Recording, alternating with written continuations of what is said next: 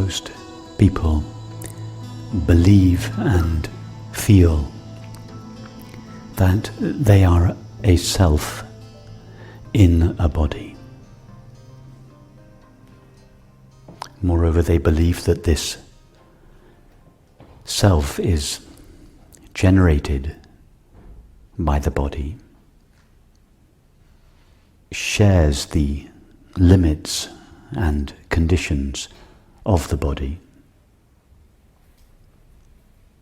and suffers the destiny of the body. And this belief in being a self in the body that shares the limits, the conditions, and the destiny of the body is the fundamental assumption upon which our entire world culture is founded. It is the fundamental assumption that is contained in almost all our thoughts and feelings, and expresses itself in most of our activities and relationships. The self in the body is like the space in this room. It has no shape, no size, no color, no location. In other words, the space in this room is not located in this room. This room is located in the only infinite space there is in the universe. Likewise, the self in the body is not generated by, does not share the limits or conditions of, and does not suffer the destiny of the body. If we were to take a sample of ourself, now, when I say if we were to take a sample of ourself, I imply that we are one thing and ourself is another thing. I should say, if ourself were to take a sample of itself, were to taste itself or know itself, when we were 5 years old, when we were 10 years old, when we were 20, 40, 60, 80, when we were healthy, when we were sick, when we were in love, when we were depressed. If in the midst of any of these experiences, our self were to take a sample of itself, it would always be identical. Just as the space in this room has been in the identical condition for billions of years, relatively speaking, and will continue to be in the same condition for millions of years to come. Likewise, our self, the self, if we can call it a self, that which shines in each of us as the knowledge I am, before I am has been qualified or conditioned by experience, is always the same. If two people were to come into this room and we were to ask them, what are you seeing or experiencing? One would say, I see people, chairs, a table, flowers, lights, windows, curtains, a piano, etc. And the other would say, I see an open, empty space. It's the same thing when we look into our inner experience. Look into your inner experience now. What do you see? Do you see a collection of objects, thoughts, images, feelings, sensations, perceptions? Or do you see a vast, open, empty, aware presence in which all of these objects are arising.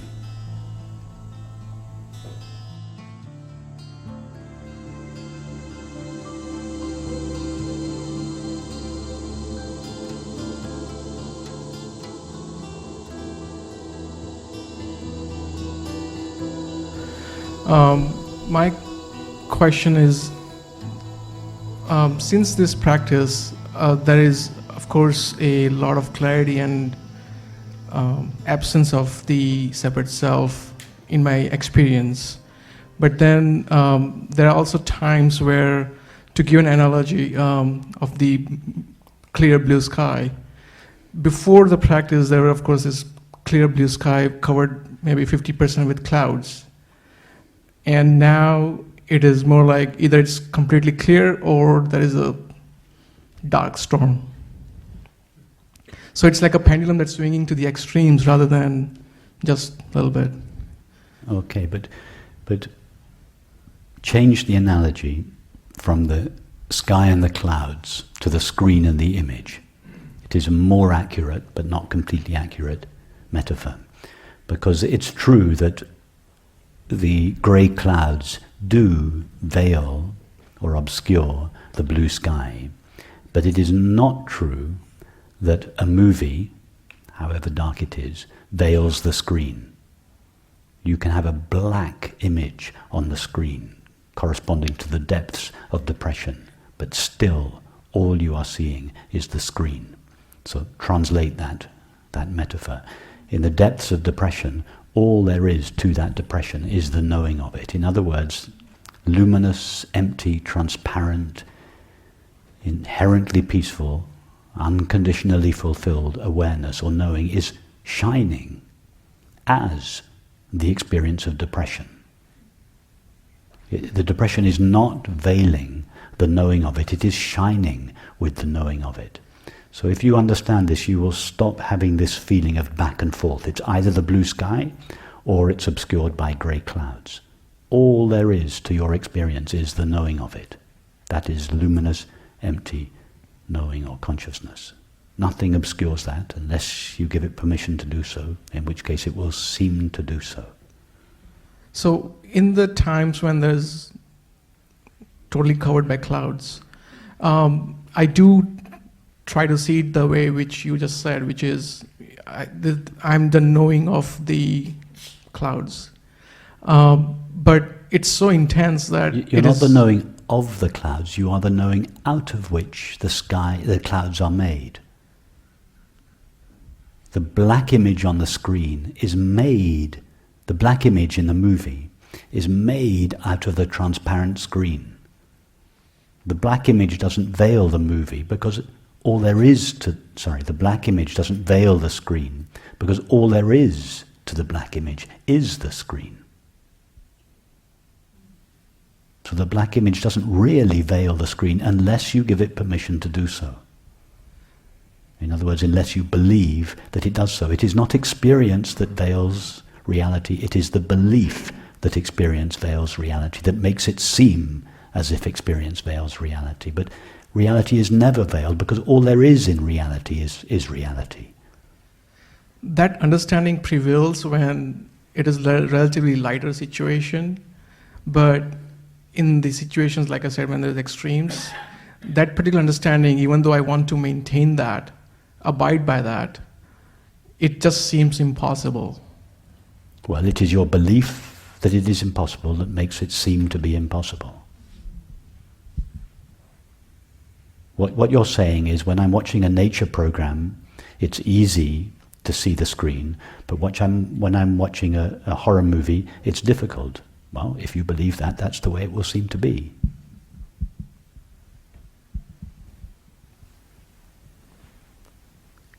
You're telling yourself an old story, and you're believing it. Don't tell yourself this story about experience veiling. I mean, I know at other times I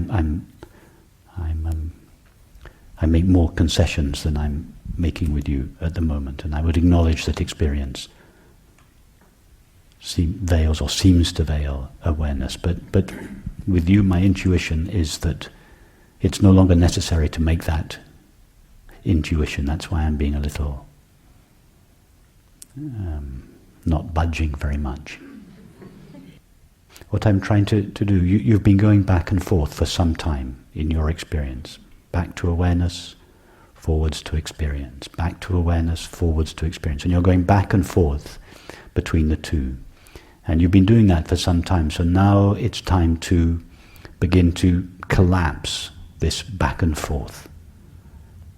It's like someone who watches a movie, and at one moment they watch the movie, the next moment they watch the screen. Then it's the movie, then it's the screen. Then it's the movie, then it's the screen. And they say, it's either or. Either I'm watching the movie or I'm seeing the screen. Well, that is okay to begin with for one who is lost in the drama of the movie. To such a one we say, no, see the screen behind the movie, and we make a distinction between the two. But after a while, we have to collapse that distinction and see the screen whilst we're watching the movie. That is, remain in contact with our true nature of pure knowing in the midst of experience, however dark or difficult that experience may be, not just in the absence of experience or behind experience.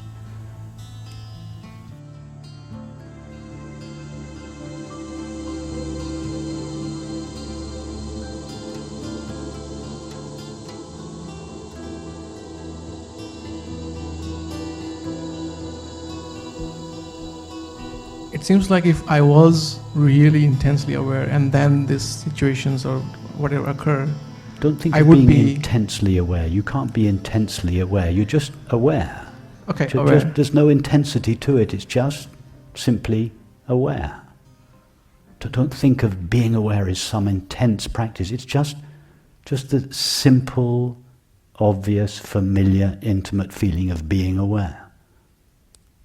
What you are aware of may be more or less intense, but awareness is not intense. Just seems that way. What? Just seems that way. Just seems that it is intense in the sense that I'm aware, I'm really aware, and Now, do you now have the experience of being aware? yes, Tell us about that experience. it's just neutral. It's just Yeah, it's neutral. It's not intense. yeah. The best you can say is neutral, by which you mean I can't find anything there that is either intense or not. It's neutral. It's transparent. It's easy. How difficult it is. How difficult is it now to be aware? Not at all. Are you having to practice being aware? No. Do you practice being aware all day long? Do you have to keep yourself being aware, or is being aware require even less effort than breathing? Which requires more effort, blinking or being aware? It does seem that being aware is easier. Yeah, but it's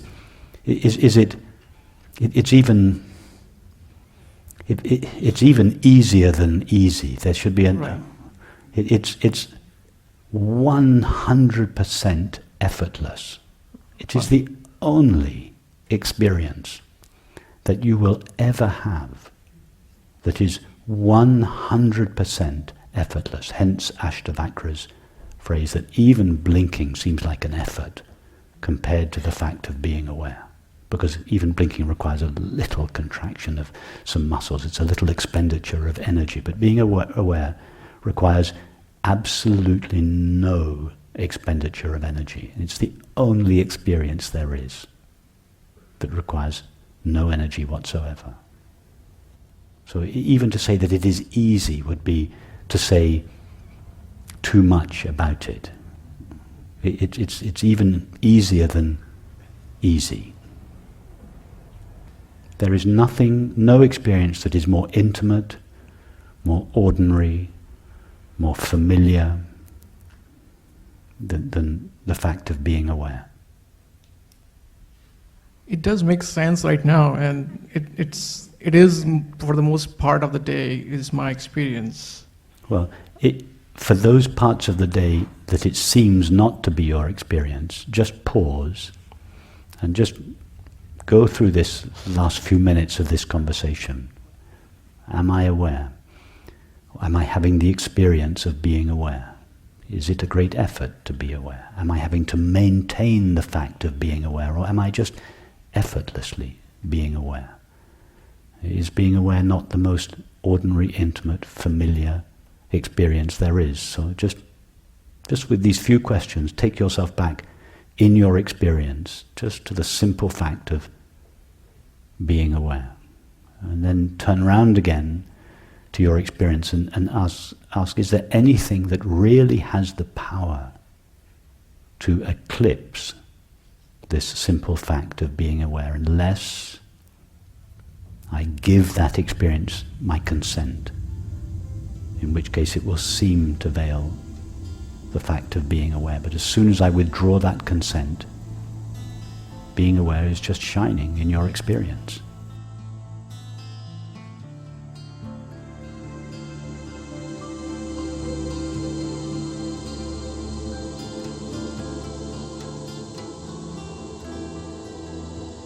So if you're facing situations where you want to, of course, also act because it is your responsibility to do something in that situation, I tend to get lost in it because I'm trying to now address the situation. Well, that's okay. It could be that your full attention is required by the situation, in which case you turn your attention away from yourself. You give yourself fully to the experience. Right. And then when your attention is no longer required by the circumstance, you come back to yourself. We're now going back to the old model of either experience or yourself. In time, you'll learn more and more to give your attention to any realm of experience without losing touch with yourself. In other words, you'll acquire the ability to watch the movie and see the screen at the same time. I know you say it should not practice, but it seems like in this case for me it's just a question of practicing that. Well, that's fine. If you have to practice that, then practice that. That's fine. No, I recommend practicing that. Okay. Making it until it becomes natural. All right. Thank you. Because what you're practicing in this case, practicing is simply practicing noticing what is already the case. By contrast with our previous conversation, where practicing was a development of myself rather than simply a noticing of myself as I am. So if your practice is orientated towards simply noticing what you essentially are, then it's fine. If your practice is orientated towards developing yourself, thank you. So this practicing is more like a noticing of what is already the case. And if you seem to have to practice it, then practice it. Make the effort until it becomes natural. Thanks.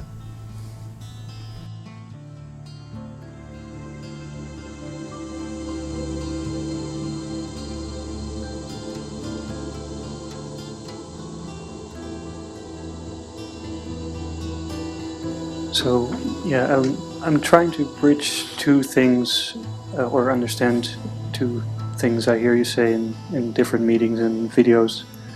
On the one hand, there's a constant sort of deepening of the understanding of this teaching, and on the other hand, there is resting in the heart of awareness, resting as awareness. How do I rest in something that's constantly sort of deepening? Or okay, so when I speak of the deepening of understanding, what I'm really referring to is the progressive thinning out of the cloud cover of thoughts and feelings. What I refer to as resting as awareness is being knowingly the sun of awareness. So as the cloud cover of thoughts and feelings progressively thins out, the sun appears to shine brighter and brighter, and that expresses itself as more love, more peace, more happiness, more freedom, more intelligence. So there seems to be a development an increase of love, an increase of intelligence, an increase of peace. Actually, there isn't. Love, intelligence, peace, these are synonyms for consciousness, and there is no increase or decrease of them. But the way they are experienced at a human level depends upon the density of the cloud cover. And as the cloud cover thins, so there seems to be an increase of these qualities.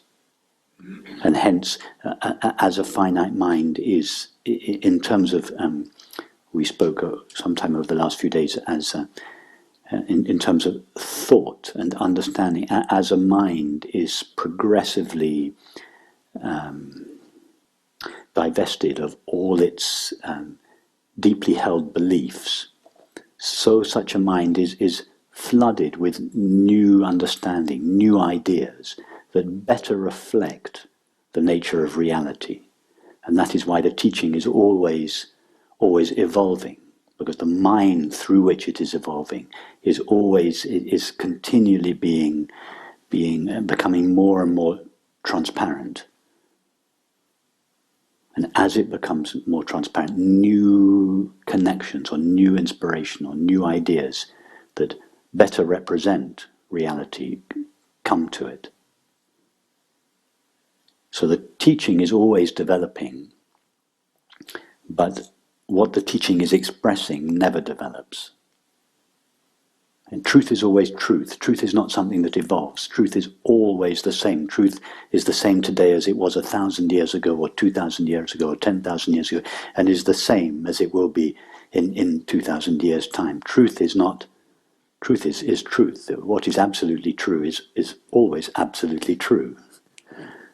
If it was evolving, it wouldn't be absolutely true. It would be relatively true, and it would always be changing. So truth is truth, but our mind's capacity to reflect or express that truth is always developing, depending on the opacity or transparency of the mind. So the mind is always evolving. The stuff the mind is made of is never evolving.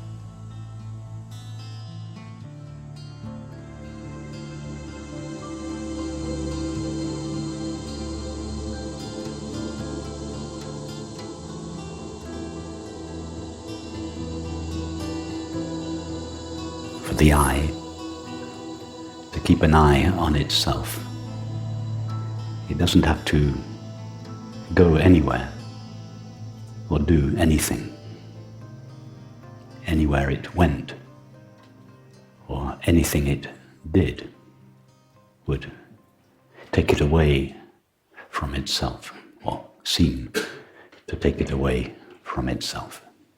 The eye cannot direct its attention towards itself for the same reason that the eyes cannot see themselves.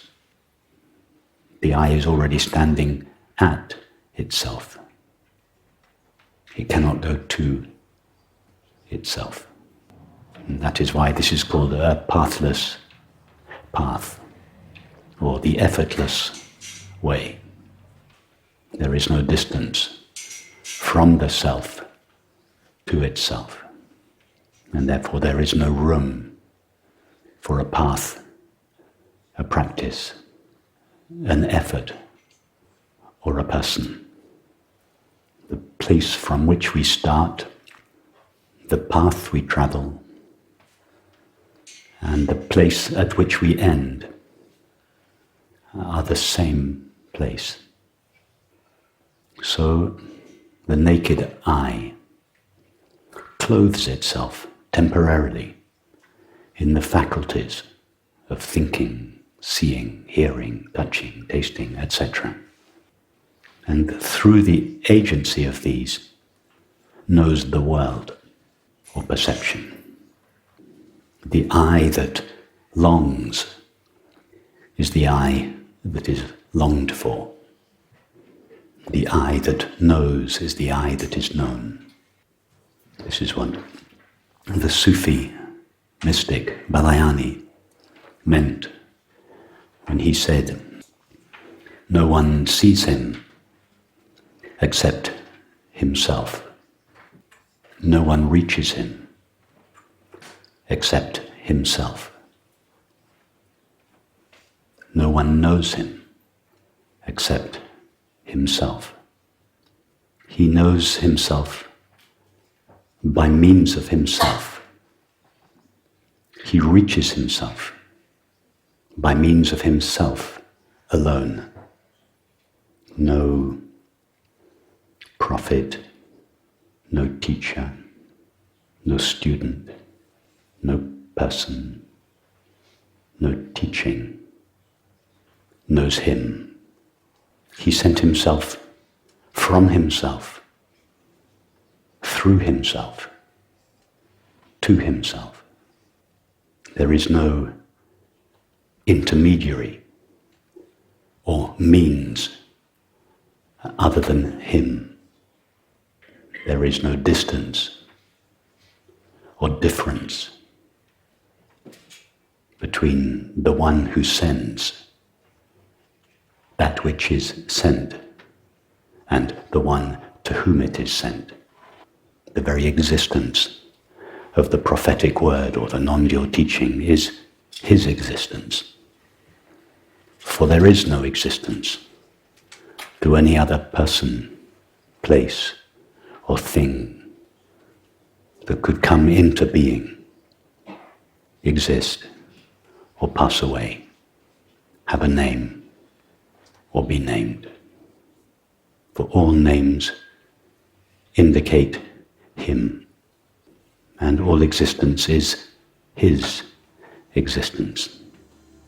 The existence of all things and people is his existence, and as all there is to any person or thing is its existence. All there is him.